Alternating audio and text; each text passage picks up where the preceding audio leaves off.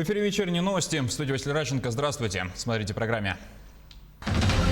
Примерно треть пенсионеров в России продолжают трудовую деятельность. Какое ежемесячное довольствие положено пожилым в следующем году?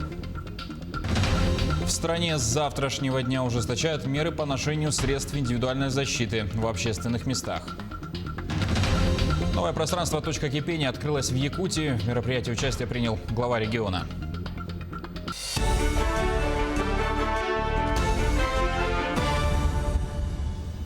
Госдума в третьем чтении приняла президентский закон о правительстве России. Напомним, что он предусматривает новый порядок формирования Кабмина и дает ему новые полномочия. Благодаря принятию закона у граждан появляется возможность влиять на назначение министров и вице-премьеров через депутатов. То есть речь идет о передаче полномочий президента гражданам. Об этом рассказал председатель Госдумы Вячеслав Володин. Новая редакция закона о правительстве направлена на формирование эффективной системы публичной власти. Это должно повысить ответственность как министров, так и самих депутатов за принимаемые совместно с правительством решения. В самом начале года. Исполнению нацпроектов в регионах будет уделено особое внимание. Президент Владимир Путин поручил создать специальный механизм. В рабочих группах участие примет Госсовет. Путин отметил, что при этом нужно предусмотреть необходимость обсуждения изменений, влекущих за собой корректировку региональных проектов перед внесением таких изменений в паспорта национальных и федеральных проектов. Порядка 31 миллиона неработающих пенсионеров в России получат страховую пенсию по старости в 2021 году. Из материалов к проекту бюджета Пенсионного фонда следует, что размер выплат составит 17 433 рубля. Выплаты для неработающих пожилых россиян проиндексируют на 6,3%, социальные пенсии на 2,6%. Средний размер социальной выплаты составит 10 058 рублей. Среди работающих пожилых численность получателей составит более 9 миллионов человек. На выплату пенсии в 2021 году будет направлено более 7 триллионов 800 миллиардов рублей. Теперь об эпидобстановке. По данным оперативного штаба, в Якутии за минувшие сутки выявили 177 новых случаев COVID-19. В Якутске 95 случаев, в Нюрбинский район 17. Мегино-Кангаласский 9, Амгинский, Нерюнгринский, Аймиконский районы по 6 случаев. В оперативном штабе сообщили, что меняется контингент заболевших, а именно сократилось число бессимптомно болеющих. Но при этом увеличивается число пациентов старше 65 лет и лиц с хроническими заболеваниями. Вместе с тем в оперативном штабе отметили, что на сегодня все районы Якутии обеспечены необходимыми медпрепаратами. А в тех местах, где нехватка, обеспечат необходимым из резервного фонда Министерства здравоохранения Республики. Необходимо обратить внимание на то, что Республика Саха-Якутия зашла в этот санитарно-эпидемиологический сезон немного раньше всех остальных и субъектов Российской Федерации в силу своего нахождения, климатических условий. И, соответственно, сегодня уже по той схеме, которую отработали мы у себя в республике, по аналогичной схеме, и как по увеличению коечного фонда, так и по сокращению сроков получения анализов на тестирование, по тестированию, так же, как и работа с амбулаторными больными, они, соответственно, применяться начинают во всех субъектах Российской Федерации. Для граждан, безусловно, должно быть сейчас терпение, здоровье, поддержка собственного иммунитета. За этот год в Тампонском районе зафиксировано 39 случаев заболевания коронавирусной инфекцией. Оперативный штаб в круглосуточном режиме работает совместно с районной больницей, управлением Роспотребнадзора и правоохранительными органами. О том, как обстоят дела в медучреждениях, Мария Винокурова. В Тампонском районе развернуто инфекционное отделение на 10 коек с возможностью расширения до 20 мест, а также провизорное отделение до 25 коек и пульмонологическое отделение на 5 мест. Всего в Тампонском районе за период пандемии выявлено 39 человек с положительным COVID-19. Выздоровело 21 человек, летальных исходов 2. На лечении в инфекционном отделении находится 9 человек, на амбулаторном лечении 7 человек. В провизорном отделении находится 10 человек, из них 4 человека с ОРВИ и 6 человек с пневмонией. По графику проводится дезинфекция в многоквартирных домах, магазинах, организациях и учреждениях. На территории Улуса 106 объектов торговли, 3 объекта общественного питания. Административной комиссией ведется работа по проверке торговых объектов и организаций по соблюдению профилактических мер. В октябре составлено 6 административных протоколов. Проведена проверка 12 предприятий по соблюдению противоэпидемических мероприятий. Нарушений не выявлено. Во всех муниципальных образованиях организована работа волонтерских штабов. Задействовано около 70 волонтеров. Свое свободное время я решила посвятить помощи пожилым людям, так как у нас растет заболеваемость коронавирусной инфекции в районе. Нашим пожилым людям приходится сидеть дома, поэтому мы ходим, покупаем продукты, доставляем их, покупаем также лекарства. На базе районной больницы и единой диспетчерской службы открыты горячие линии. Мария Винокурова, Хандыга, Тампонский район. Нюрбинский район находится в числе лидеров по распространению новой коронавирусной инфекции. Для контроля за ситуацией там усилили контроль за соблюдением санитарных норм. Как и положено, во всех предприятиях района каждые 2 часа проводят санитарную обработку. Также районная больница по заявкам обрабатывает здание предприятия холодным туманом. С 19 числа Нюрбинский территориальный отдел Роспотребнадзора начал межведомственные рейды. Проверяют так называемые входные фильтры, социальное дистанцирование и наличие рециркуляторов. Всего проведено 21 надзорных мероприятий. Это рейдовые межведомственные комиссии выходили.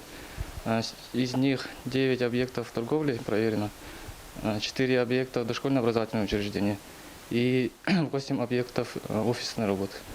Так, из них выдано 4 предписания о профилактических мероприятиях и возбуждено одно санитарно-эпидемиологическое расследование.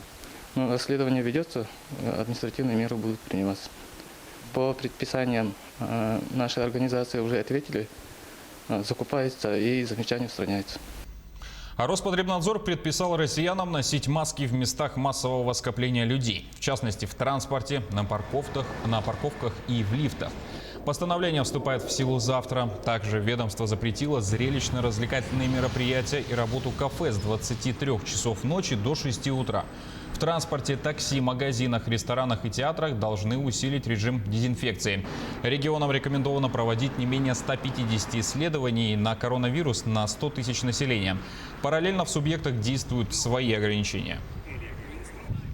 Новое пространство «Точка кипения» заработало на базе СФУ. Его реализовали при поддержке Агентства стратегических инициатив и платформы национальной стратегической инициативы. Пространство станет новой площадкой для организации сетевого взаимодействия между вузами, обмена образовательным контентом и передовыми практиками. На мероприятии побывала Виктория Федорова. Зимний сад, светлые просторные комнаты и минимализм. Пространство «Точки кипения» наполнено природой, технологичным подходом и жизнью. Это будет местом для идей, дискуссий и рождения новых проектов. Для того, чтобы молодые люди сюда приходили, рассказывали свои проекты, мы будем помогать им развивать вот эти проекты.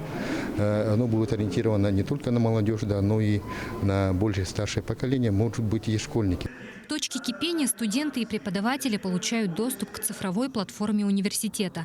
Она должна стать площадкой для организации сетевого взаимодействия между вузами, обмена образовательным контентом и передовыми практиками, а также внедрения в учебную деятельность современных технологий с помощью партнеров и участников экосистемы НТИ. Есть большой конференц-зал вместимостью до 100 человек, малый конференц-зал, а также переговорная комната. Все помещения оборудованы проекторами, ноутбуками, флипчартами.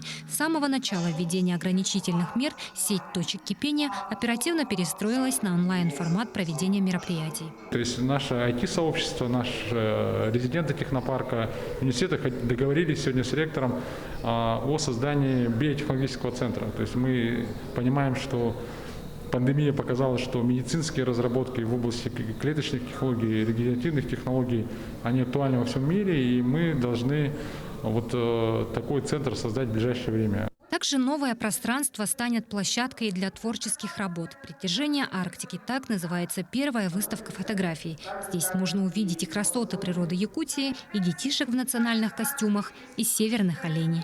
«Точка кипения» 97-я по счету в России, и она является самой северной. И поэтому мы решили открыть такую выставку, посвященную именно теме Арктики. Как только закончится пандемия, двери университета будут открыты для всех. Ведь теперь любой желающий может провести мероприятие в стенах головного вуза республики. Виктория Федорова, Павел Пахомов, Якутск. И уже после торжественной части мероприятия глава Якутии в формате видеоконференции принял участие в пленарной дискуссии «Устойчивое развитие Севера и Дальнего Востока. Технологии, общество и образование». В своем выступлении Арсен Николаев подчеркнул, что циркумполярные территории, обладая огромным экономическим потенциалом, сегодня становятся плацдармом развития всего человечества. Это главный приоритет 17 целей устойчивого развития, принятых государствами-членами ООН на период до 2030 года. Появление второй точки кипения в одном городе – это само по себе не самое ординарное событие. И я, конечно, признателен агентству стратегических инициатив за такое решение и поддержку. Это, на самом деле, подтверждает, на мой взгляд, значимость и роль нашего университета как некого центра цивилизационного, генератора развития не только нашей республики, но и всей огромной части северо-востока нашей страны. И то, что наш университет сегодня, безусловно, открытием этой точки кипения заявляет о своих притязаниях, о своих амбициях на создание и реализацию такой миссии создания новых северных технологий, подготовки лидерских кадров новой формации, это дает всем нам надежду и уверенность. Конечно же, точка кипения, на мой взгляд, в Северо-Восточном федеральном университете должна таким стать центром консолидации, местом вдохновения для идейных, активных людей. Сегодня отмечается Всемирный день аудиовизуального наследия. Эти материалы востребованы всеми слоями населения и активно используются как в образовании, науке, так и в целях культурного, духовного и патриотического воспитания. Этому способствует сбор и прием кино-видеоматериалов, введение постоянного архивирования, видеосъемки наиболее значимых событий современной истории. В Якутии эти обязанности возложены на Национальный центр аудиовизуального наследия народов имени Жараева. В фондах центра хранятся более 35 тысяч единиц учета кино-видеоматериалов новейшей истории Якутии, содержащие факты, явления, события общественно-политической, экономической, культурной жизни народов нашей республики, начиная с 1924 года. Национальный центр аудиовизуального наследия Республики Саха-Якутия поздравляет всех, кто имеет отношение к видео и киносъемкам, а также тех, кто работает на телевидении, радио, в сфере фотографирования с Всемирным днем аудиовизуального наследия. На этом пока все. Не забывайте носить маски, дезинфицировать руки и держать социальную дистанцию. До встречи в эфире.